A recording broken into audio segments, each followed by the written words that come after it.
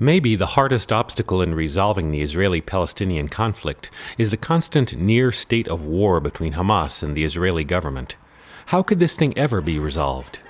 As an Israeli journalist, I'm not even allowed to enter Gaza.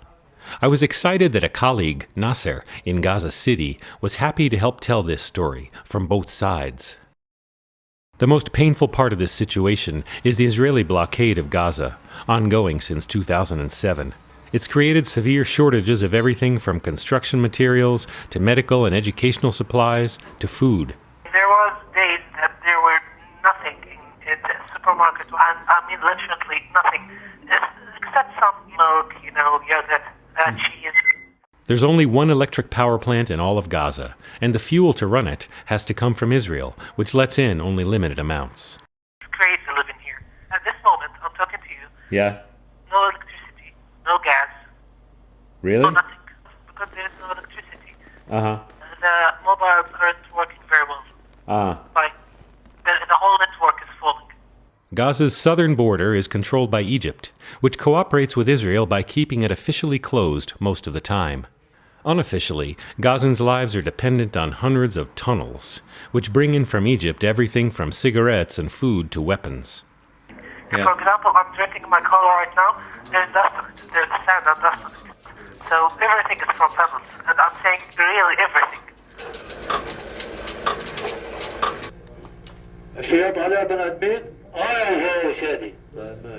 In late December last year, a small contingent of internationals was let into Gaza from Egypt.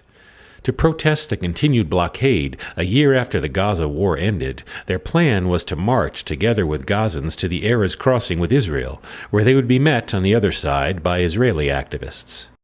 So, on December 31st, I went to the demonstration on the Israeli side of Erez crossing, and Nasser went to the demonstration on the Gazan side.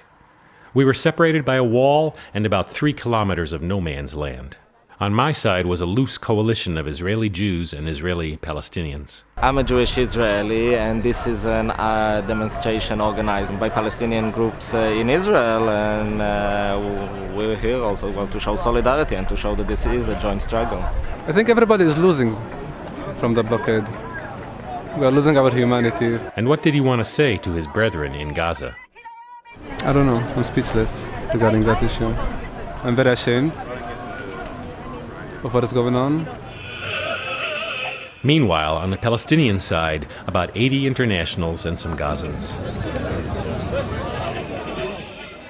Freedom for Gaza! Down the sea! Down the sea! I want to march in solidarity with the Palestinians. I'm also here because we brought $17,000 in school supplies to distribute in refugee camps here in Gaza. This is not a controversial march. Everyone agrees, every human rights organization in the world agrees, this siege is inhuman and it has to be stopped now. We shall end the siege. And how were the internationals received? The 84 people that came, they were like ambassadors for their countries. They came from more than 30 nationalities, and by side, they marched near Erez border, and they delivered the same message. We are living in the biggest prison in the world.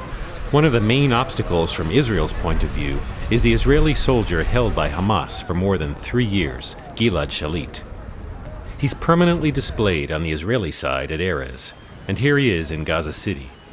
He's become a bargaining chip for thousands of Palestinian prisoners in Israeli jails. Of course, the real reason for the siege of Gaza is not because of Gilad Shalit. He is the pretext, the casus belli. The real reason is because somebody thought that if we go on with the siege long enough, then the people of Gaza will rebel against the Hamas government and overthrow it. But recently, the biggest worry to the Gazans is that Egypt has begun building a steel wall 20 meters deep to block off all the tunnels. So yeah, things will be much difficult the next maybe a couple of months.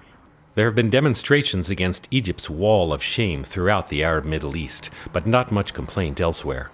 Netanyahu just met with Mubarak yesterday, I think. They are on the side of colonialism, they are on the side of the United States, they are on the side of Israel. In 1979, when Sadat signed Egypt's peace treaty with Israel, Israeli Prime Minister Begin convinced President Carter to begin giving Egypt $2 billion a year of foreign aid, second only to Israel's $3 billion a year. I think the Egyptian government is in a very, very difficult and ambiguous situation. It has been pushed into what you could call a honey trap. More and more activists around the world think that some kind of painful boycott of Israel might be the only way to motivate Israel to negotiate. For most Jews inside Israel, they will not give up their colonial status. And I don't think we should expect them to neither. Whites in South Africa did not give up their colonial status by their own nature, by their own willing. They were forced to do it. My best hope is for internationals and from pressure from outside of Israel. And what about Hamas? I asked Shadi if Hamas really has the interest of the Palestinian people in their hearts. I think the Palestinian people have the interest of the Palestinian people in their hearts. Hamas is only one form of expression of Palestinian resistance. Can the internationals, Gazans and Israeli work together to break the siege? Well, they did it before in the 1993. There were braves like Ishaq Rabin and Yasser Arafat, and they signed the Oslo Agreement. You know, every place in the world has its bad and good. So what we need to do is to raise the new generation, because we can't handle losing another generation from both sides.